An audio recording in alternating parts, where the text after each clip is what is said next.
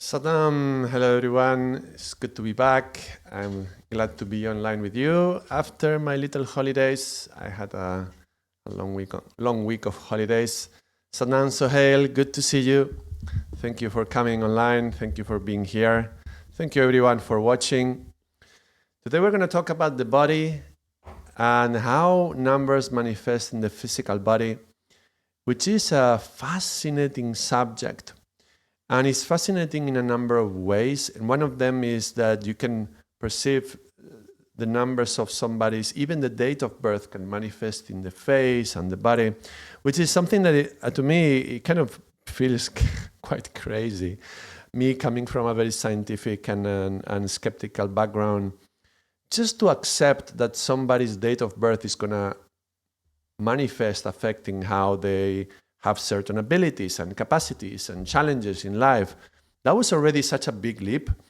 And to think that somebody's date of birth may manifest in the face, that's really, really uncomfortable for a skeptical person. So I'm going to talk about the topic that was, it was very hard for me because it's really like magic, but it's one of those things when you go into Karam Kriya and numbers, that it really challenges anything that you believe it's true or not. So it becomes extremely interesting. So a fascinating topic today. And that's one of the things why it's interesting, but there's another reason why numbers in the physical body could be interesting. Satnam, Isabel, hello, good to see you. And that's from a more, we could say, therapeutical angle. So, for example, if you are a therapist and a client is manifesting an issue, a problem with some part of the physical body, identifying which number is associated to that can give you clues to which other aspects of their life are also associated to that number. And so you can draw lines. And so you may detect that something, and we understand about the concept of psychosomatic disorders, right? Something that we think and then it manifests in the physical body. Well, how about if that psychosomatic line from thought to physical body has a particular energy or vibration linked to a number? Well, it would make your job as a therapist easier, isn't it? If you figure out this person is having a problem with their skin, well, what could that mean on an emotional and energetic psychological level? And then utilizing the date of birth, you could go even farther and see how is that connected to other levels and other issues. So for example, I just mentioned skin, so let's do this very quickly. When we were exploring the numbers, we connected skin to 4 and 6. And so if we see that the skin is 4 and 6, we could take a look at two things. If there is a problem with the skin, we could check and say, well, 4 and 6 is this. So we could check at the date of birth and what number does this person have here. That would be the total of the year. And that could be one way. But you could also check, for example, because this is the quadrant of problems, maybe that person may have a 4 or a 6 here. So if the issues with the skin, you would check what's the 4 and 6, is it here? Or maybe what is in the 4 and 6? It could be also that you have to connect two different issues. For example, there's a problem in the skin. Okay, but what kind of problem? Well, maybe the problem is a rash or something that becomes very, very red or an itchy or something like that. Well, if it was very red, it might mean some sort of excess of fire in the skin. Now, what do we do with that? Well, fire, we know that that's associated to this quadrant. And skin, we know that is 4 and 6. Yeah? Fire is 3 and 7. Skin would be 4 and 6. So how do you connect that? Well, you could check. Maybe the person has a 4 and 6 here, or maybe they have a 3 here or 7, right? So if they have the element of fire in the quadrant of the 4 and 6, or if they have in the fire quadrant, they have the skin issue, then that's something that you can connect. And by doing that, it's not just a coincidence, it's not just interesting, then you can check, well, okay, the issue is here then. Let's say that the person has a 4 or a 6 in here. Well, if they have an issue here, then you can check what is the other issues that are connected to this quadrant. And you could also check the date of birth and what is the life sequence of that person. Is that life sequence moving like that, or is it moving like that? And then isolating. So the problem is here, but the date of birth is going like this. And that gives you a lot of information. The person just said, I have red skin. And already with the date of birth and having that little sentence, you have so much to draw upon to start asking questions, right? The art of asking questions, not assuming, but that gives me a lot of interesting clues, like reading the destiny. You remember the other video we did a few weeks ago, reading the signs of destiny. So my intuition is going to pick up on these things. And of course, if I'm talking about 3 and 7, look, this list, this is only the pillars of the dictionary. The actual list of things which are 3 and 7 is hundreds and hundreds of words. It's many, many, many concepts. But as a therapist, what you do when you're studying Karam Kriya is the person says that they have a red skin, and then, okay, then I connect fire with the skin. I look at the date of birth. I find the 4 and 6 in the third quadrant, and then I ask myself, what about the 3 and 7 could be relevant to this person? And then I open myself, that's 4 and 6. Why do I open myself? Because intuition is 4 and 6, so I want the intuition to come. And then I intuitively perceive which direction to ask the question. So it's a combination of skills that you can put together, but again, it becomes very useful. So that's one way that you can utilize this, what we are going to be exploring today. This is just the introduction. Another way, I utilized it a lot when I was doing regular Kundalini Yoga classes, which I'm thinking about doing some online here in the channel. So stay tuned for that. It may come soon. I may do a few yoga classes and let's see how they are received. And so when I was teaching a Kundalini Yoga class, I would check the day. So today, for example, is the 30th of July. We have a 3 and we have a 7. There's a lot of 3 and 7 energy. And the total is 2024. That's 8. Plus that in total, the total number is number 9.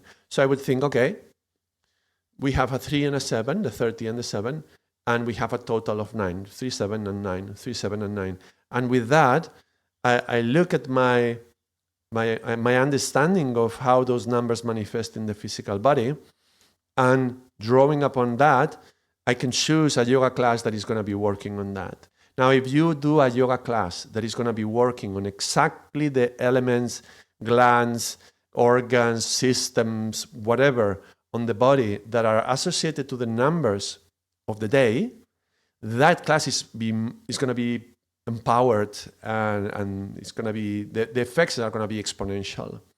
And, maybe the student doesn't even know. They just go to class and they don't know that you are doing all this when you are preparing the class. Then they are like, whoa, I did this class a few weeks ago at home and I didn't have this effect. Or I went to another class and I did this Kriya. Why did it not affect me in the same way? Well, maybe because we are aligning it with the numbers. So that's how understanding the way numbers connect to the physical body is something that it can be very useful and beneficial, especially if you are in some sort of branch of therapy or healing or medical, in terms of diet as well. If you want to check your diet and want to check if you have an issue with an organ, something with the liver or whatever, well, you say, well, liver is 5. What is the issue with the 5? You check the date of birth, and inspired by that, you can adjust some things in your diet. So these are just very, very small examples, and I'm really, in a very abstract way, I'm just introducing the concept, but just to give you a feeling, an impression of how deep can we go with this. And today will just be an introduction on this, and how we can observe numbers in the physical body and start thinking in different ways. So having said that, let's start with something that we have already seen. We already saw two different ways of looking at the physical body. One was through layers, and we found the correspondence of the different layers. Where are that? Bones, fluids, muscles, skin, and hair.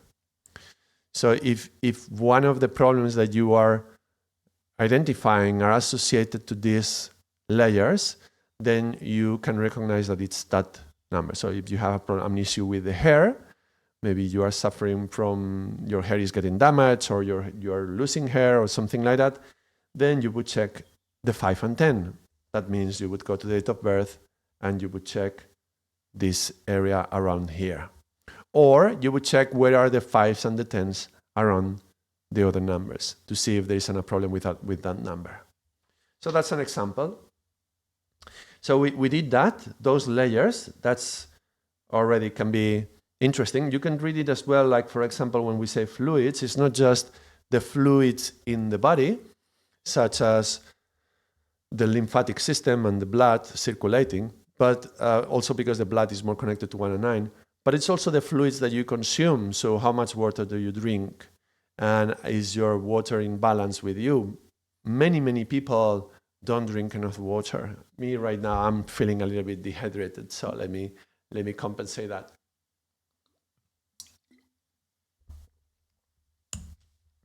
And we live in our society, a Western society, especially with the stress that we live in, we are in a constant, like a perpetual state of mild dehydration, which there is scientific papers, I've read a number of scientific papers showing how a constant state of mild dehydration makes you perform worse and make the wrong decisions, and then creating all sorts of errors in your job.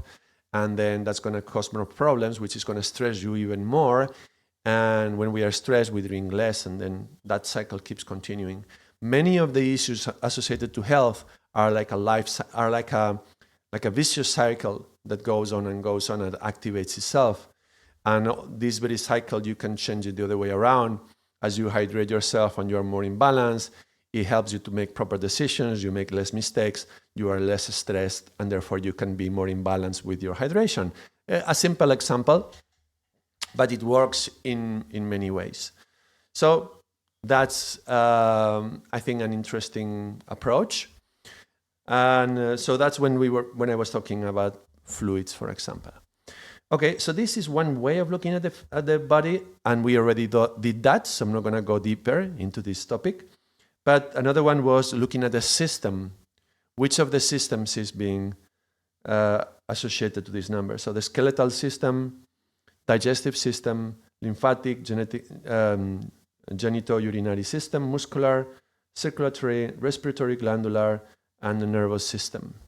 So if you are suffering from an issue with the nervous system, if the issue that you are having problems with is the nervous system, sorry for adjusting the camera like this, I hope you're not getting a little bit dizzy, then that's something about the 5 and 10.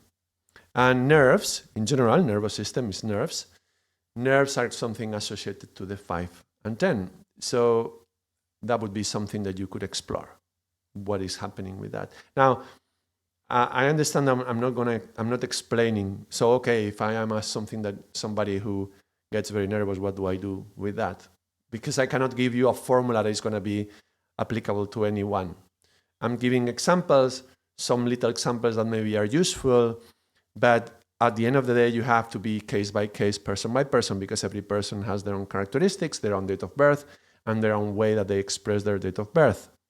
So I cannot say something more than generals. And when I talk in general ways, they are generally useful for everyone, but maybe not so specific for every person. I think you understand that.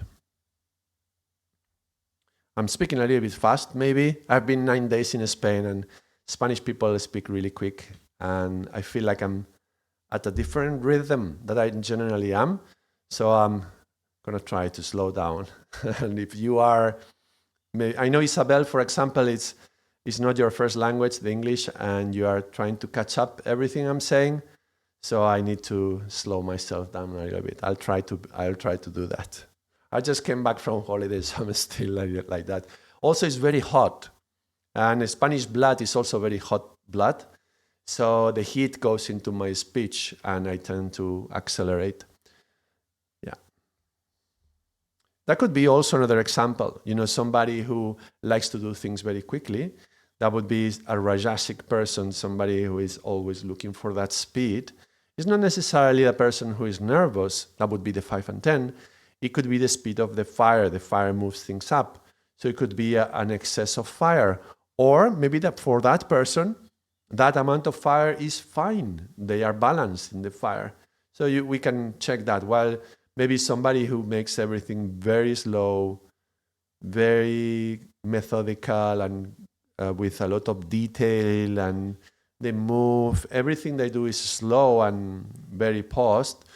The slowness could be associated to it could be more tamasic and passive, which would be the karmic way, but it could be also like very peaceful. Somebody who's just peaceful and they don't feel the need to go and rush into things, so slowly. Now that would be something associated to the 1 and the 9. So what we are going to be doing today, we're going to talk about how to identify these things in people. So by the way people move, by the way people speak, by the way they move their head or their eyes, you can identify these things. If it's quick, it will be more towards the fire. If it's slow, it may be more towards the earth. It may be something else as well. Let me just give another example. If it's 2 and 8, it's like water is flowing. It will be very fluidic and everything is always in a constant movement because water likes to move. So that could be. 4 and 6 could feel like slow, but more than slow is about pauses. I remember I had a German colleague in the university when I would talk to him and we would be talking philosophy maybe, and you would say something and he would do,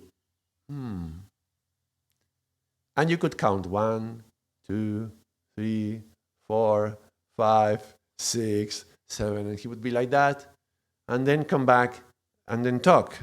And he would make the conversation really slow, but it's because he was making pauses for himself and he was super aware of what he wanted to say. Now, making pauses and awareness, that's something in the level of 4 and 6. This is consciousness, remember, right?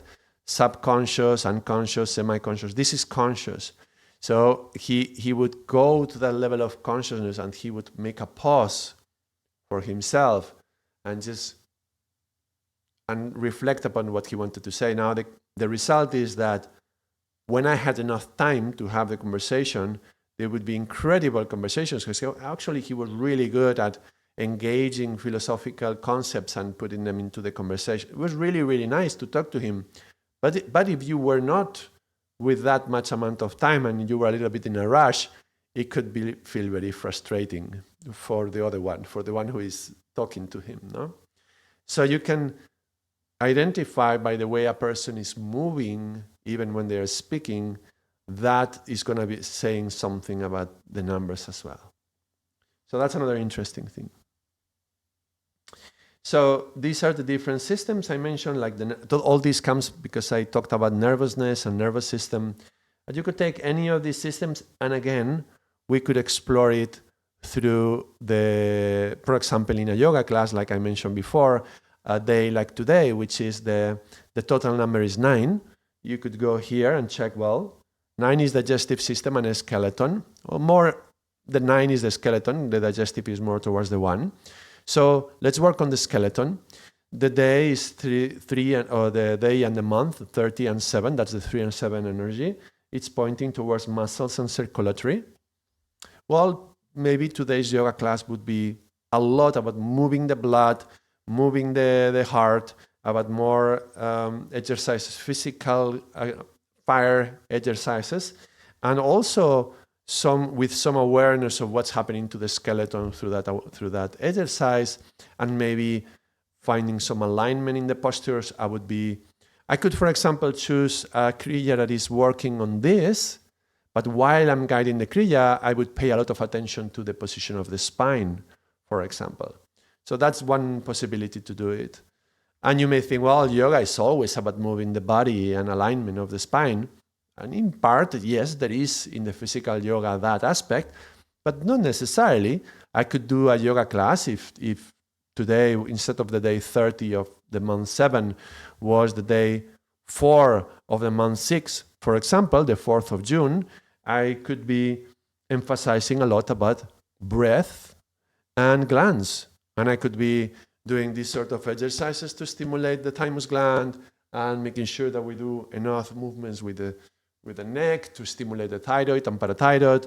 In the meditation, I would pay special attention to concentrate it on the third eye or on the tip of the nose to stimulate the pituitary or the pineal. So my emphasis when I would be teaching the class would be on those aspects.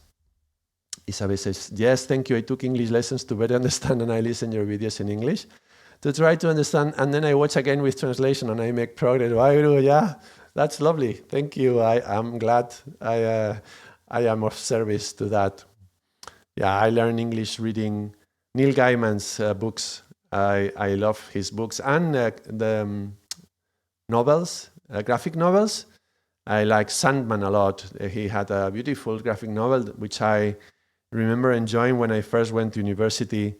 And I would read, and I had my dictionary next to me, and I would have to check every sentence, like 1 or 2 words. And that's how I started going deeper into English. So we all had to learn at some point, unless it was our mother tongue. So yeah, the beauty of language.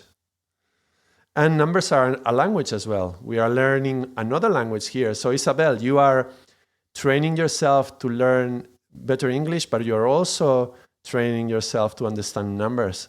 So you're doing double effort. Double languages you're picking up. And anybody who's watching, learning numbers is like learning a language. All right, so I've given already a few examples on how to apply this and how to apply the levels: bones, fluids, muscles, skin, hair. We also have another one which I didn't write it here, so I'm thinking maybe we didn't do that one. Yeah, but we haven't done the other one. Okay. I thought I had. Maybe I didn't. Which is, I'm thinking now, what I'm thinking is the 10 organs as are associated to the, really I haven't done it, to Chinese medicine. I thought I had. Maybe it's in another diagram. Let me check 1 second. Oh yes, I did it in the other video. Let me show you then. Here. Yes, I had done it. When this video, we were exploring the fractal dimensions of the physical body, fractal layers, and this video was very relevant to what we are speaking today. But we're going to go beyond today. We're going to go beyond this. This is just refreshing. So stomach and the spleen, that's 1 and 9. Bladder and kidneys, that's 2 and 8. The small intestine and the heart is 3 and 7. Large intestine and lungs is 4 and 6. And liver and gallbladder is 5 and 10. This is according to the Chinese medicine. So if you are having issues, and remember that sickness, the problems in health problems, health issues are generally associated to the second quadrant, problems and healing. So let's say if you here have the number of, let's say, 8, it would not surprise me if you have some kidney issues. That's one way that you can check it. So that could be very quick. But of course, just because you have a number here doesn't mean necessarily it has to be this organ, because that number 8 could mean many things. But that would be one way.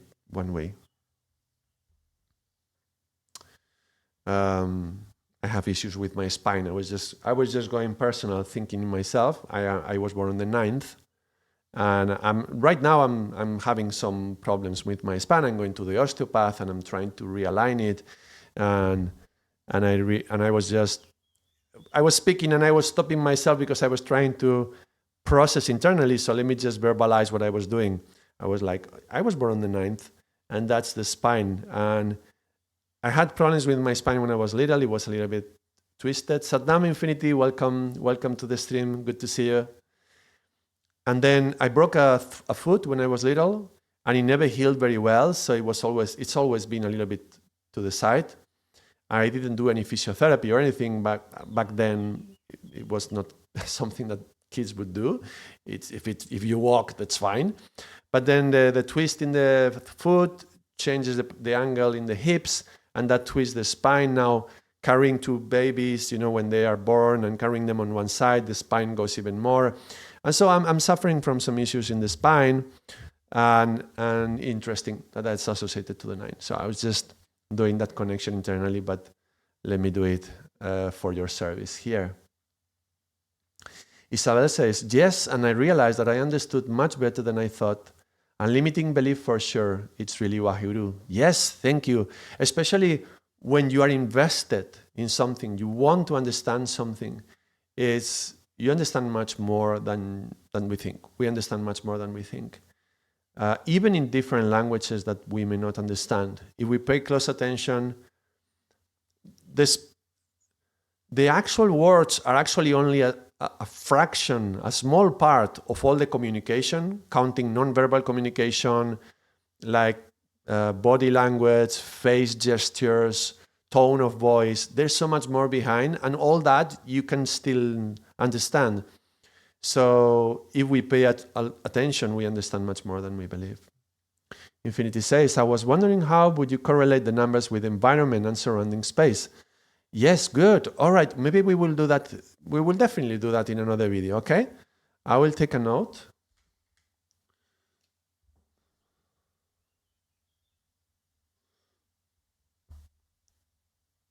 There is a way to connect the numbers with the feng shui of a house. And that's a nice proposition. I will do that. Today we are going into the inner house, the body.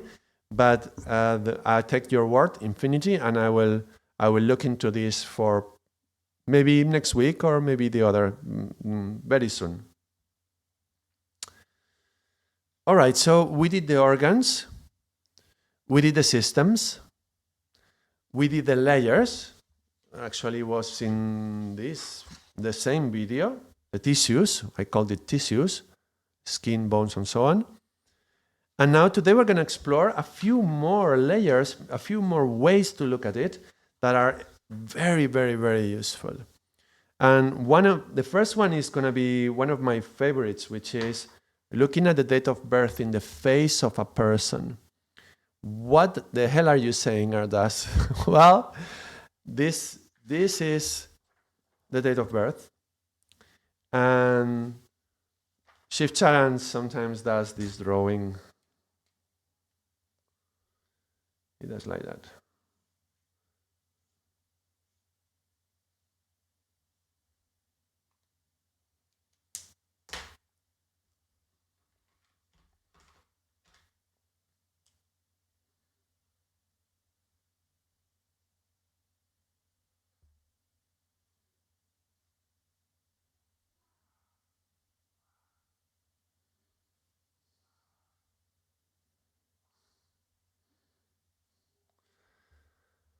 This is the face of God. He does this and then he says, this is the face of God. And what he means by that is that that's the way numbers are going to appear in your face. And your God and the numbers that you are given by this divine intelligence manifest in your face.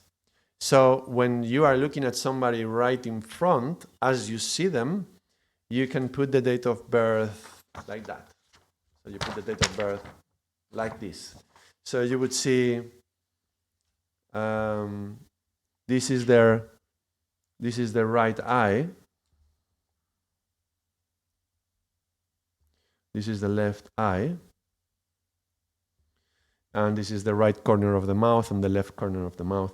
Now the nose and the ears are something a little bit more beyond, and I don't pay so much attention to this, But these four corners are extremely interesting and useful when we are holding a conversation.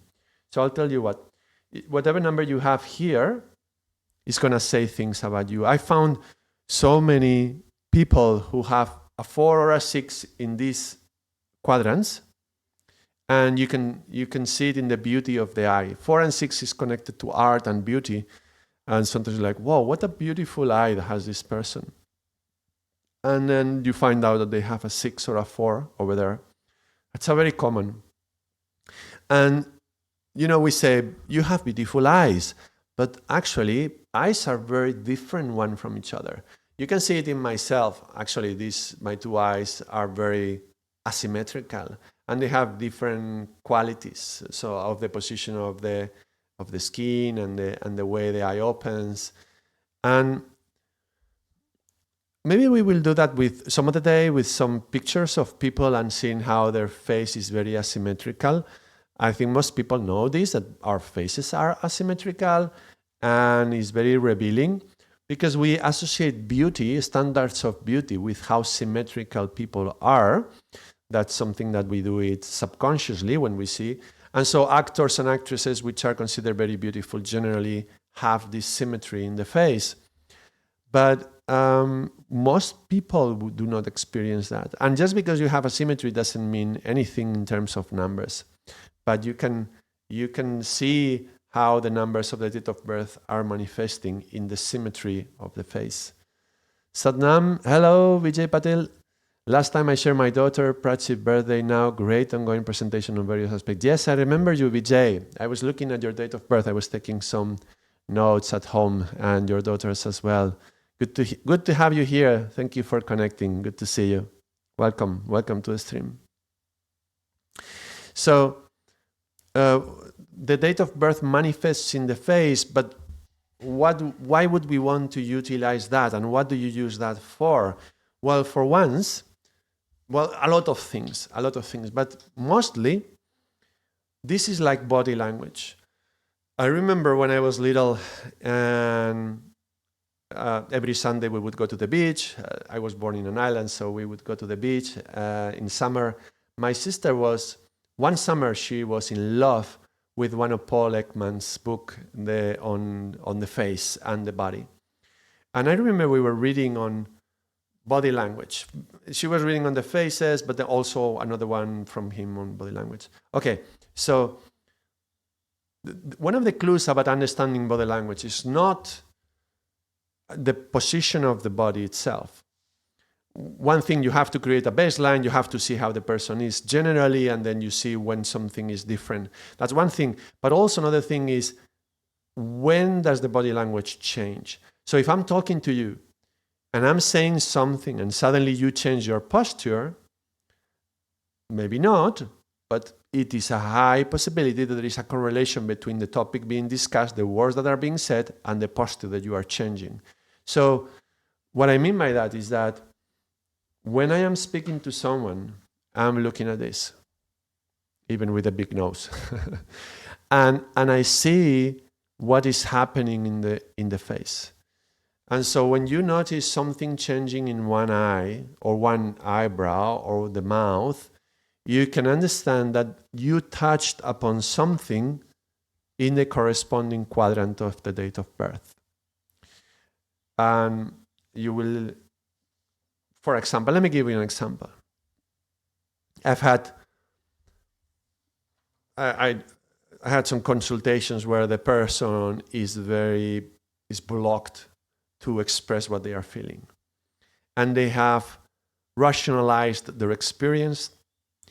They have self-analyzed whatever happened to them, and they created a certain narrative to their story. All the words I have been saying are 3 and 7. It's very intellectual, okay? They have applied their mind to what happened, and they have analyzed themselves. They created a narrative. This is all 3 and 7. This is all mind. When they are speaking, I could feel this side of the mouth moving a lot. And for some people, I remember seeing this side of the mouth being paralyzed, like almost not moving. That's really bizarre. But I'm not talking about people who have any kind of physical paralysis. I'm talking about somebody who is physically very able to do any kind of gesture with the face, and yet when they are speaking, and when they were speaking those topics that we were talking, they would be manifesting that corner of the mouth and not the other corner. So that, to me, that would be, whoa, what's happening in the 4 and 6? What is here? What is blocked here? Because 4 and 6 is the number that associates to the flower, and it's the heart, it's destiny, it's choice, it's consciousness, it's so many, many, many beautiful things. Why is this not moving?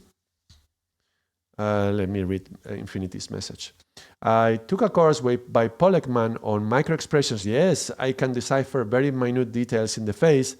The scary part is that AI is now learning about that in face recognition and decoding our minds. Yes, yes, indeed. Yeah, the scary part, because you know what we say in yoga? In the new Aquarian age, there is no secrets. We say everything is in the open. There's no secrets. Everything is transparently out there. And even if we pretend to say something false, as you mentioned, these micro expressions, they are, what it means, what Infinity is saying is that when we are saying something and maybe we are hiding the truth, our face is gonna betray us in some way. It could betray us in a fraction of a second. It will go into one micro expression of anger, micro expression of disgust or whatever, and then immediately we put the mask back. So maybe somebody's telling me about an issue and it's repugnant to me, and I will experience this little corner of the mouth being pulled up. As soon as I notice, I will pretend that it doesn't affect me, that I'm neutral and whatever you said is fine with me.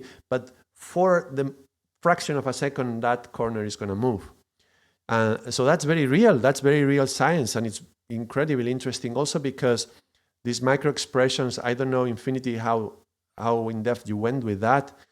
But as far as I believe, please correct me if I'm wrong, there is these 6 basic emotions which are universal across any culture and across even different species of animals. So you can recognize, how is that?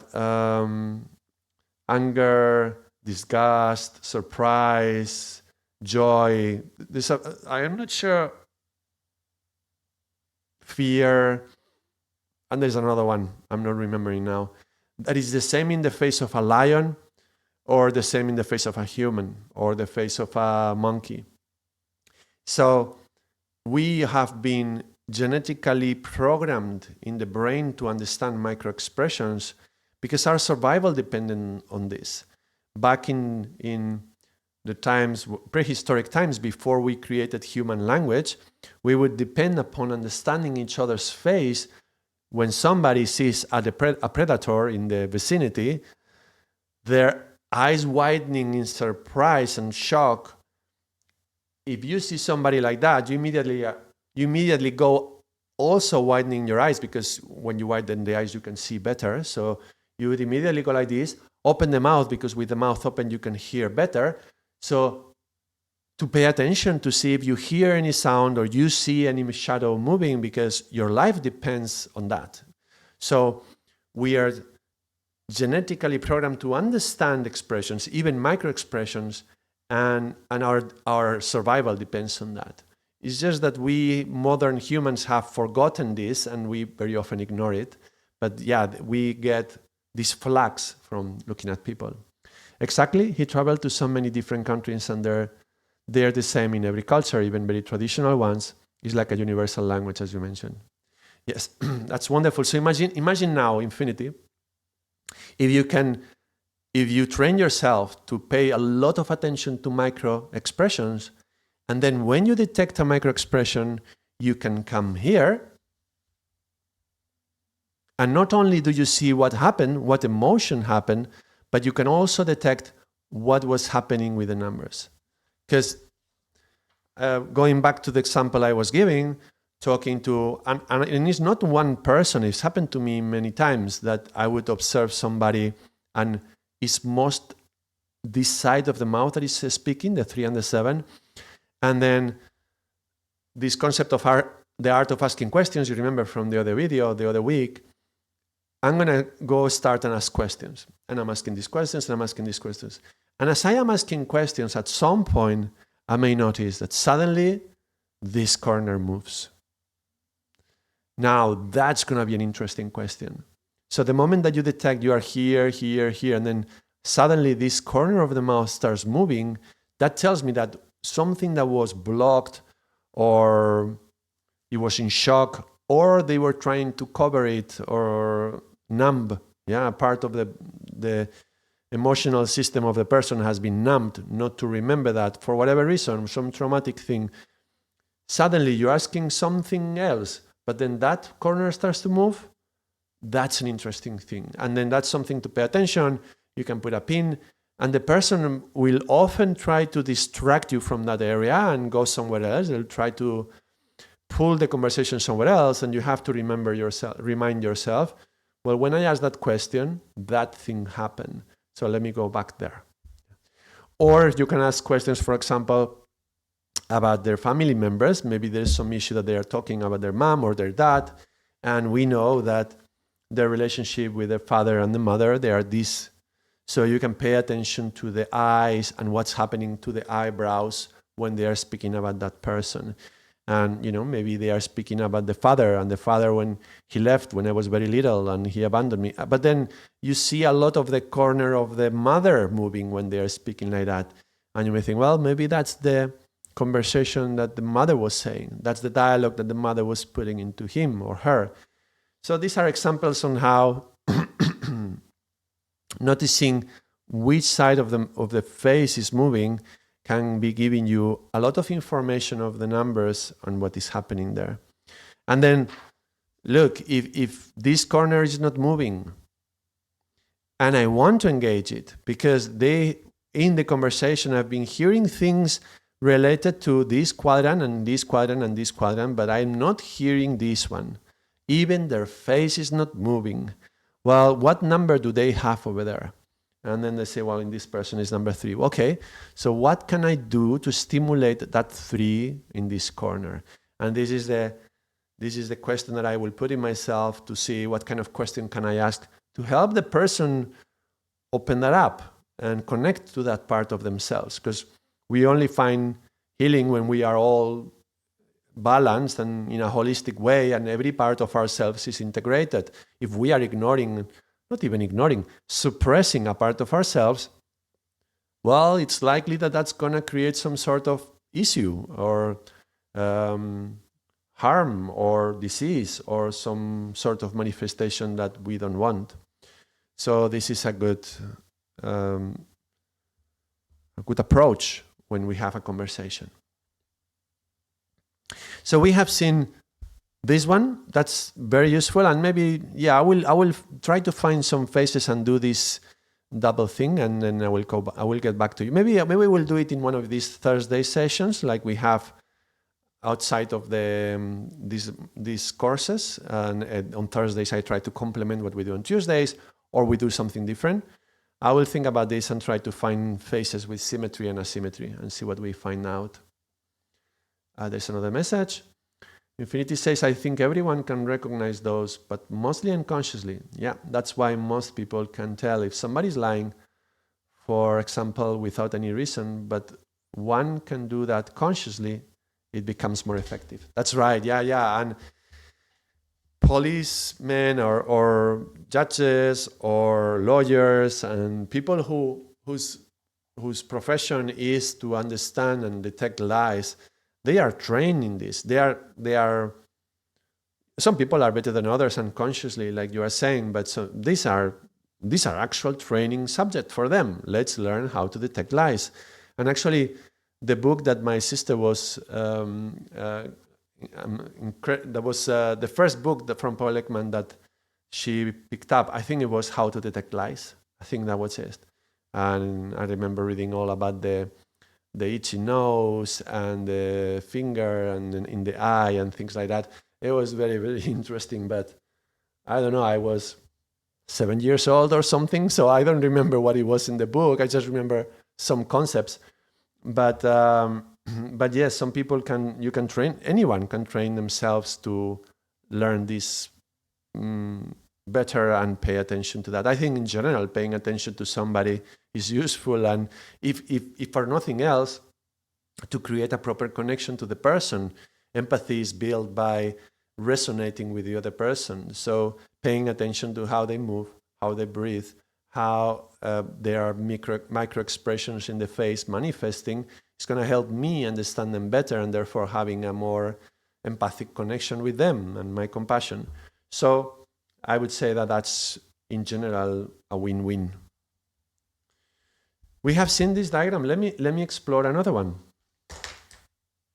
We have three new diagrams today, and another concept as well.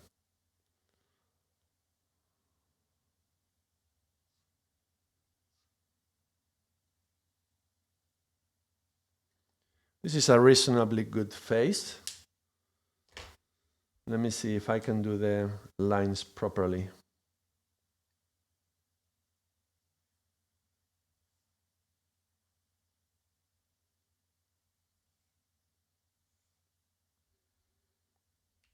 I didn't do the ear.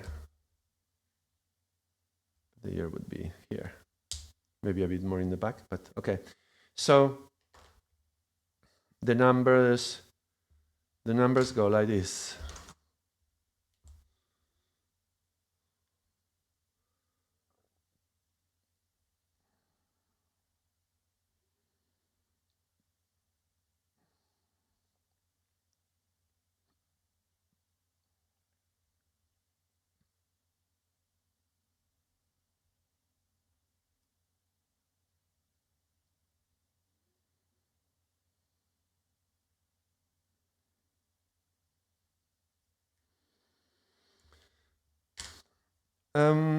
I don't utilize all of these numbers. Like number 2 and number 8, I rarely consider them when I'm looking at this diagram, but I find some of the others particularly useful, especially the corners, the 4 corners.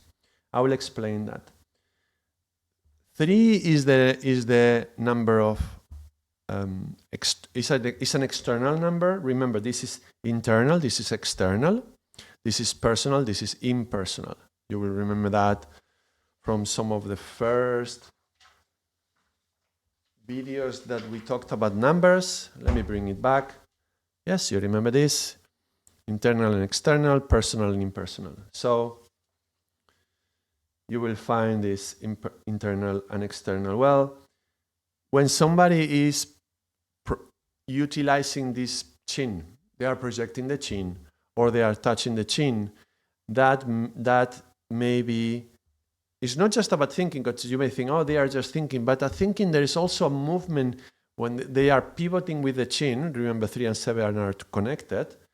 This is the axis, 3 and 7, but they're also moving this area here, back here. So they are moving it around, and they are maybe going into a certain fantasy. So this is the actual axis that is being moved, and they are imagining something in their inside. Remember, this is the internal, this is the external. So when you notice this happening in the 7, so they are into their fantasy.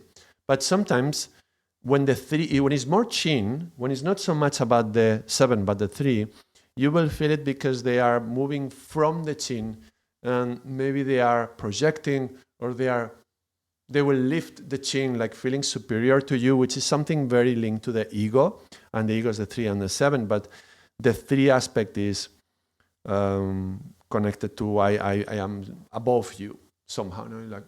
So it's like they may be, and it can be just like macro expressions. It would be like a micro movement of the head in a way that the chin goes high enough that they have to look down on you, because this is looking straight, but now I'm looking down at you. So you see there's a tiny little angle, but that angle is enough to change my perspective on you. So you will detect that now when they do that, if you notice this change in the angle of the head, now you detect that they have gone into the number 3.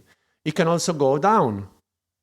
And going down, the 3 is ego. The ego can be feeling superior or feeling inferior. So going down is feeling inferior.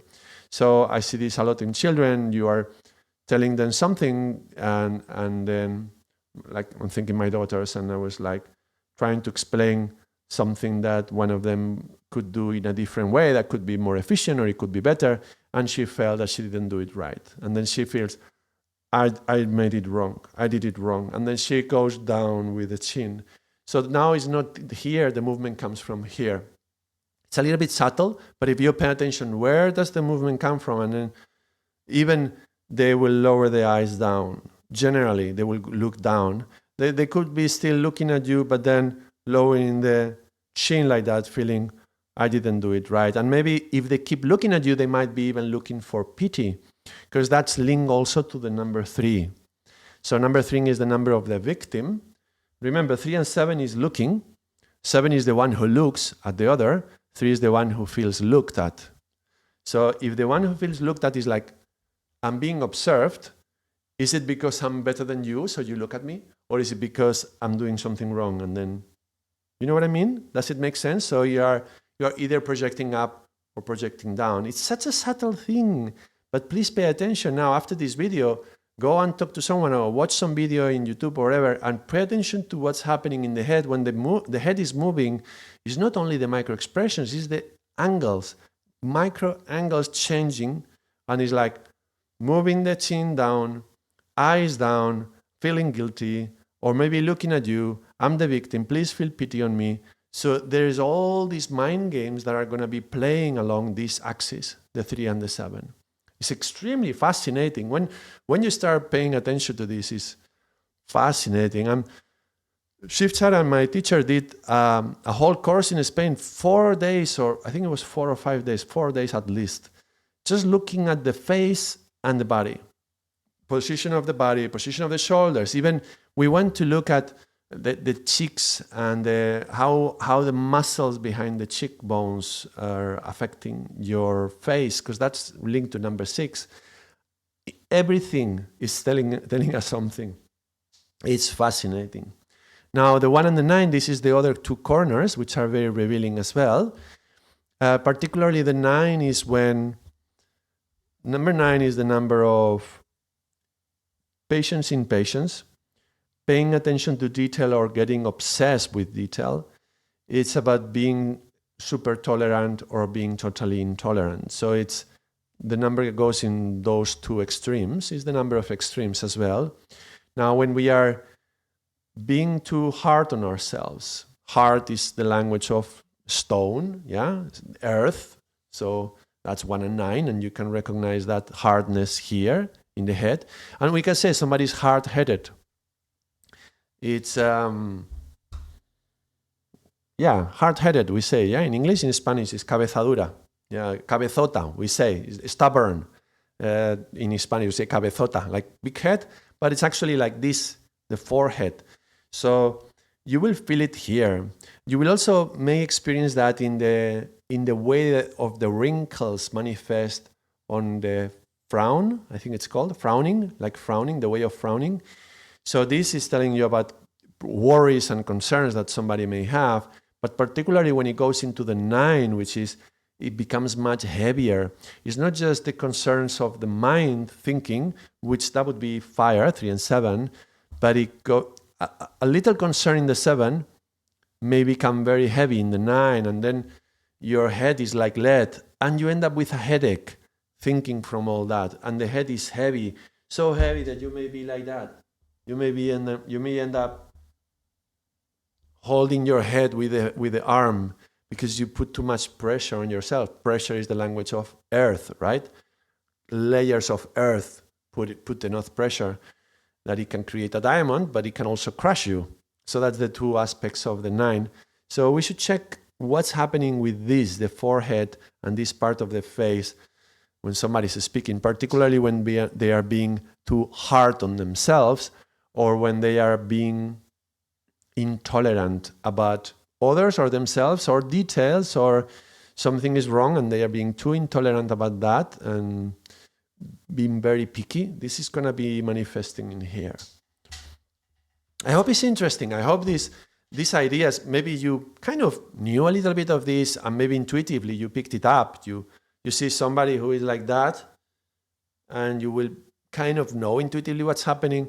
But hopefully through this conversation, it becomes more clear what are the numbers that are happening here. 5 is in the ear, 5 is linked to 10, that's hearing and speaking. And the 2 and the 8 would be, 2 is like the negative mind. We talked about this. Here. Negative mind, yeah? No, saying no. And it should be linked to what we swallow. It goes back into the throat. Throat is linked to 5. This is the 5th chakra, but it's also here. So it may be difficult to swallow something. So maybe they are talking and then you pay attention and you notice the swallowing, which would be linked to this. Maybe it's difficult to swallow what they are hearing. Yeah, you see the connection between the 5 and the 2. Hearing is more 10 than 5. 5 is more speaking. But here you can see the 5 with the 0. They are connected. 5 and 10 are linked to the ear. So like that. Hopefully it's of some use to you. I said I would show 3 diagrams. This is 1, this is 2. The other one is I'm going to draw it right here because it's very simple. I think we can do it like that. We can do a stick figure today. And yeah. All right.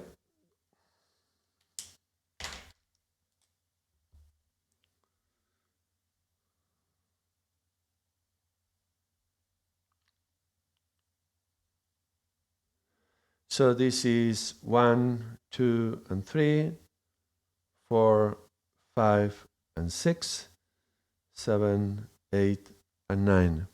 So looking at the body from the profile, from the side, we can see the 1 in the back in the bottom, the 2 towards the sexual organs, and the 3, this would be the projection of the navel, projection of action, 4 behind the heart, 5 through the throat, 6 projection through the third eye, and then 7 linked to the aura behind us and around us, 8 around, on top of us, like source of prana in the body, and then 9 pointing upwards like the spirit looking upwards. And this drawing could be interesting sometimes when we are looking at alignment of the body. Also maybe interesting when we explore the position of the head in relationship to the heart, or when we see the hips and the alignment with the heart or things like that. Anybody who has studied martial arts, I know some of you have, there is a lot of attention to how we move through the navel, and the navel is going to be the center of power in the movement and the center of balance. So there is a lot of attention to alignment. I think alignment is really important. But I see a lot of this disconnect through this 4, 5, 6, and then when you go to the head, maybe this line is much more like that, for example. So what I mean is that when you look at them from the side, you will see it like this. Right? And this sustained over the years, it will manifest as the wrong kind of alignment with the upper back, and it may also manifest as issues with the cervical vertebrae. But it just tells me that there is a disconnect between the 7, 8, 9 and what's happening in the 1, 2, 3, 4, 5, 6. This is a very, very common. So the alignment of the head in relationship to the body, something that we pay a lot of attention in yoga, and you can see that people who have never had any kind of discipline of paying attention to their physical body, they will disconnect from the body. The more they live in their heads, the less physical is their life, the less sports they do, the more sedentary and into their mind world they become, the more you will see this thing happening.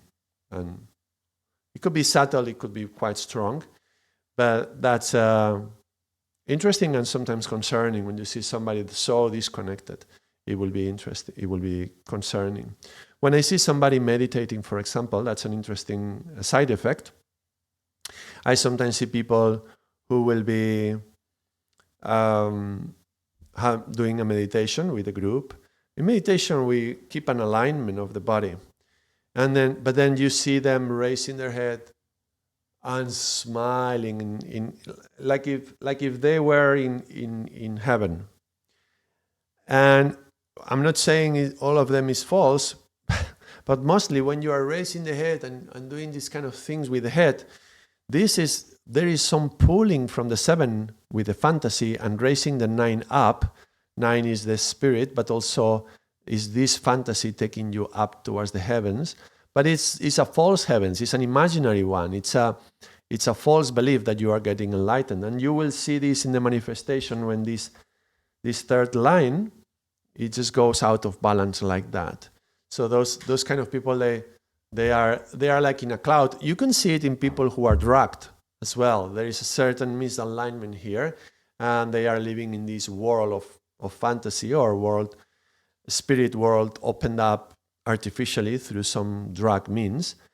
And so when I see that in meditation, I know that they are going into a fantasy, and I try to remind them to go back to their heart, bring themselves back down, don't go up into the ethers, because if you are not in your body and the alignment, if there's no proper alignment in the body, it's just a mental masturbation, a spiritual masturbation, like imagining that you are getting enlightened and getting a saint or something like that.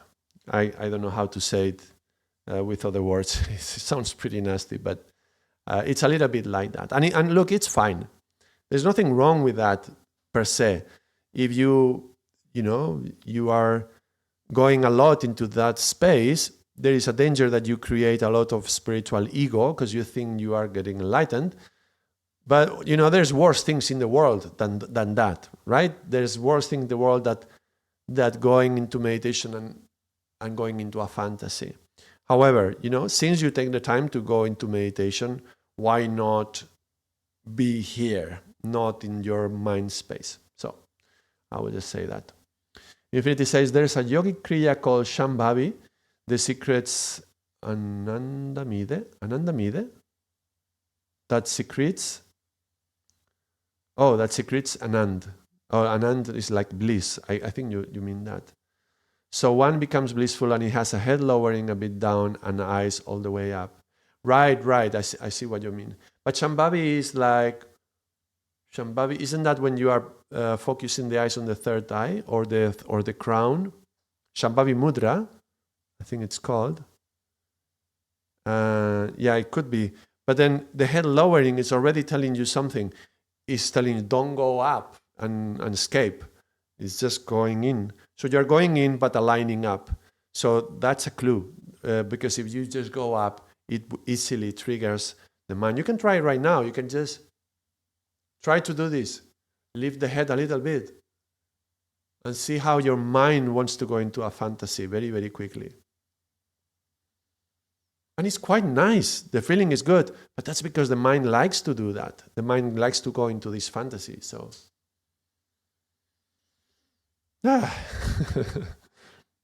anyway. All right. Thank you very much, Infinity, for your contribution. All right. So we've seen these things through the profile of the face, the profile of the body, the front of the face. We haven't seen the extremities. Let me just mention the extremities quite quickly. Maybe with this very diagram. No, it may be confusing in this diagram. I'll do it here. You can see it from the front. And then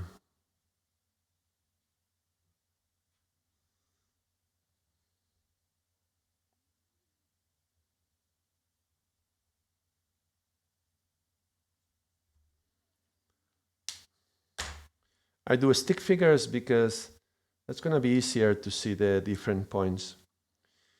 So in the extremities, you will find the numbers in the following way. Number 7 is the shoulders. This is like the shoulders are what holds the... Oh, we have another message. Hold on. Yes, Shambhavi Mudra secretes anandamida. I don't know what anandamida is, which is a neuro... okay, you explained. Thank you. A neurochemical that makes one feel blissful. It can also be generated by some drugs, but we can do it by our bodies. Yes, I mean, every drug is stimulating something that happens already in the brain. And yes, some yoga actually stimulates naturally those chemicals, and it can be like getting high, but in a kind of healthy way by your own means. So yeah, thank you. Good. Thank you for... I didn't know, anandamida, is that an actual scientific term? Or is that like the way you connect it to anand, because ananda means bliss? Let me know. Shoulders are like shoulder pads. This is part, mind. The mind can be the protector, and creates stories to protect ourselves. And this is where we carry things. 7, 9 is the elbow. 6 is the wrist. And 8 is the fingers. Fingers like infinity. 8 is number 8, like infinity, so they go into infinity. 6 is the wrist. 9 is the elbow. So something that I like to do when we are exploring number 6 in Karam Kriya is to try to give something to someone. I don't know if I can replicate it with a camera. But imagine that I'm giving something like this to you. Like, this is very direct, and it's like penetrative. This is 1 and 9, yeah? Here, have this. It's like I'm imposing it on you. And notice what happens if I do this.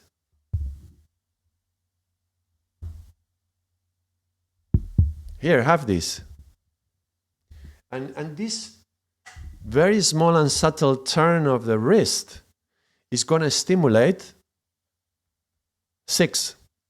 Now 6, 4 and 6 is the heart. It's about sharing. It's about offering. It's not about imposing and giving and you have to do that. It's about offering something. So it's much more gentle to offer something like that, like this, to someone than just doing it like that. Yeah. So that's an interesting thing. Let's go to the other side. The other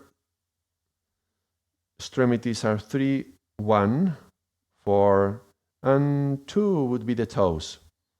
2 for the toes. Let me write it here. 4 for the ankles. 7 for the knees. Oh, why 7 is 1? Sorry. 3, 1 for 2. The knees. And 3 for the hips.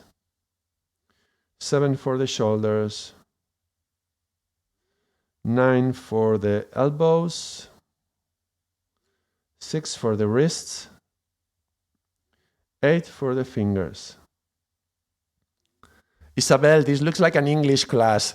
I'm going through the physical body and every part and with the numbers. Well, yeah, that's funny. Infinity says, spelled anandamide. Scientists took it from the Sanskrit word ananda because of its blissful effect. It's part of the endocannabinoid system of our biology. So the part of our biology of the glands that stimulates similar to the cannabis, no? So tranquilizing and sedating effect, I guess. Very interesting. Thank you. I will check it out. Anandamide. I had never come across that term. I know I understand the concept, but I had never learned that term before. So thank you, Infinity. So 3, 1, 4, 2, depending on where you may have a problem. Let's say you have problems with the ankles or with the knees. That's telling you something about that number. So you will have to pay attention to that number. Knees are number 1 because when you're walking, if you try to walk, if you are standing up and you want to walk, you can try it. You can experiment. Stand up and give one step. You will see the first part of your body that moves is the knee. Is the first one that falls. The knee falls and tries to advance. Before the hands, before anything else, the knee. So the knees are associated to number 1. And that's very interesting when somebody suffers from some issue in the knees. Then I will look at the date of birth, exploring what's happening with the number 1 or in the first quadrant So I would check, let's say somebody's telling me an issue with their knees.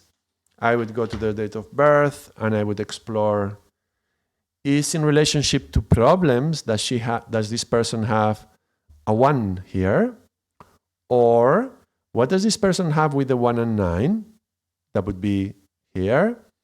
Or otherwise I would check, well, if it's not of that, what is the 1 here?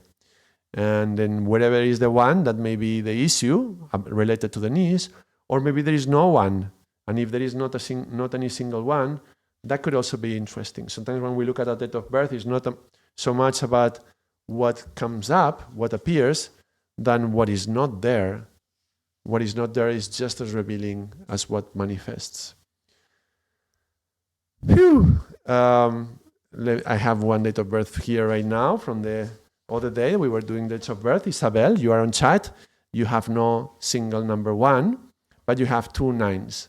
So, for example, the issue about the knees doesn't appear necessarily, but she's very aligned with the number 9. In that case, I would check, well, we all have all the numbers because we all have all the quadrants. So if she says it's something related specifically to number 1, not 1 and 9, but number 1, I would check here. Well, number 1 in the first quadrant is number 2. 2 is the number of problems. So maybe it could be some issue with the 1. I'm not saying anything about you, Isabel. I'm just using an example, yes? But the fact that 1 number may not appear could be just as interesting as a number that is appearing. And with that, what did we do?